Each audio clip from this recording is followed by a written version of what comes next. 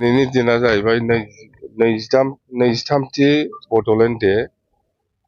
जोङो सिगाङावनो बै सेक्रेटारियेट बिल्डिं खाथियाव थानाय बड'फा उपेन्द्रनाथ ब्रह्मखौ जोङो बिबार बावनानै फैबाय। बिनि उनाव जोंहा दा टटेल गासै 2626 जन मार्चार्सफोरनि जिथु सिमेट्रि बेवहाय जोङो बिबार बावगासिनो दं। एसे उनाव जोबगोन आरो जोंहा बिनि उनाव दंबावो राजहुवा मिटिं। बेखिनियानो मथथे दिनैनि जिथु बड'लेण्ड डे 10 फेब्रुवारि बेयो जोंनि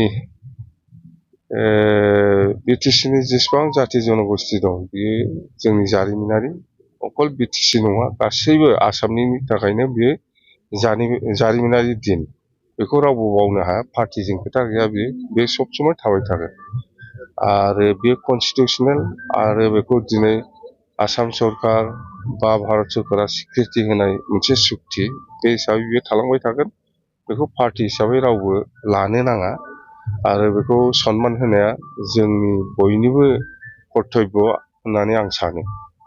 जायखिजाया बिटिसि बे सुक्तिनि दारै गासै बर' जाथिया मा मोनदों मोनाखै बेखौ बयबो मिथिगौ आरो बिटिसि ओनसोलाव थानाय गासिबो जाथि जनगोष्ठीया बे सुक्तिनि दारै बेवहाय मा जादों जायाखै, स्कुल कलेजनिफ्राय आराम्भ खालामनानै गासिबो लामा दालांनिफ्राय आराम्भ खालामनानै मा जादों जायाखै बयबो मिथिगौ आरो बे सुक्तिनि दारैनो दिनै बे ओनसोलाव थानाय गासिबो जाथि जनगोष्ठीया उन्नति जादों बेखौ बयबो मिथिगौ। जों बुंलायनाङा आरो आं आसा खालामो फैगौ समाव आरो बेनिफ्राय साबसिन उन्नति जालांबावगोन होननानै। जेबो गैया।